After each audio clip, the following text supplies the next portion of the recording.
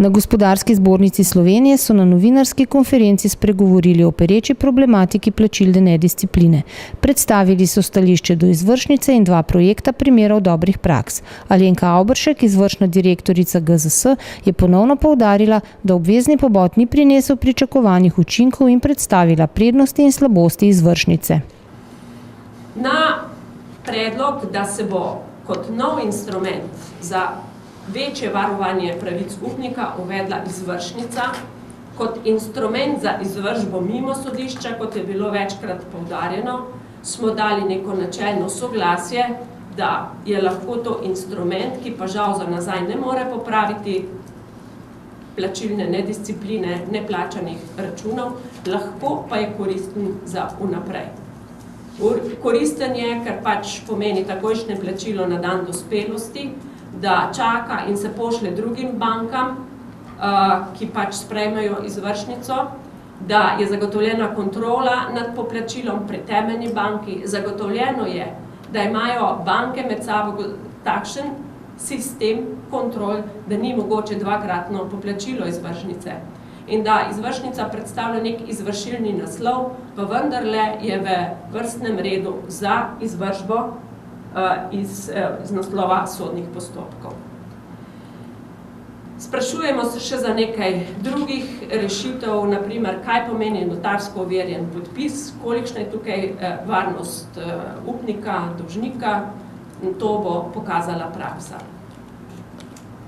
Veseli nas, da je pripravljalec na naše pripombe o prvih rešitvah izvršnice pristal na to, da javna objava registra izvršnic ne bi bila primerna. Izvršnice bodo dajala boljša podjetja, boljši plačniki, ki se bodo zavezali plačevati v primernih rokih. Smiselno pa bi bilo, da bi bila neka javna objava tistih, ki izvršnic ne bodo plačali. In ene od takšnih rešitev imamo v bistvu tudi posredno v planu aktivnosti tudi na Gospodarski zbornici. Gospodarska zbornica Slovenije predlaga, da izvršnica postane obvezen način poplačila za javna naročila. Ob tem so poudarili, da je namesto uvedbe črne liste neplačnikov treba promovirati dobre plačnike. Predstavili so spletni certifikat odličnosti za mikro, mala in srednja podjetja Excellent SME, ki ga zbornica podeljuje v sodelovanju s KOFAS Slovenija. Certifikat za mikro, mala in srednja podjetja.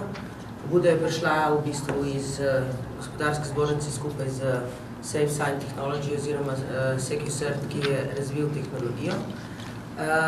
In v bistvu je tripartitna pogodba, kjer se ocenjujejo podjetja oziroma dodeljuje certifikat podjetjem, ki zadostijo bonitetni oceni KOFAS Slovenije nad 6. Se pravi, to je v skupini podjetij, ki poslujejo boljše kot povprečno slovensko podjetje. Za pojasnilo samo, KOFAS Slovenija ocenjuje podjetje z oceni med 1 do 10. Čim višji je, tem boljša je bonitetna ocena podjetij. Tehnologijo za spletni certifikat, ki omogoča izdajanje pred kopiranjem zaščitenih certifikatov in nadzor nad izdanimi certifikati, obenem pa vsak izdani spletni certifikat ščiti spletno stran pred krajo identitete podjetja, je razvilo podjetje Konet. Mi v konceptu smo provider tehnologije za izdajatelje certifikatov na spletu, kjer omogočamo, da se certifikati zaupanja izdajajo na način, ki je zaupanja vreden, kar pomeni, da se certifikatov ne da ponarejati in zlorabljati, kar je sicer splošna praksa. V smislu certifikata Excellent SME mislim, da je potrebno poudariti to, da je certifikat zgolj spletni, ker samo spletni certifikat zagotavlja, da je stvar lahko dinamična na način, kot je sicer zamišljena, kar pomeni, da se lahko certifikat, če bonitetna ocena oziroma če podjetje ne zadosti več pogojem, umakne takoj. V okviru promocije dobrih praks pri upravljanju terjatev so na GZS izdali priročnik poslovanja in izterjava v EU. Priročnik je del projekta upravljanje terjatev malih in srednjih podjetij v Evropski uniji.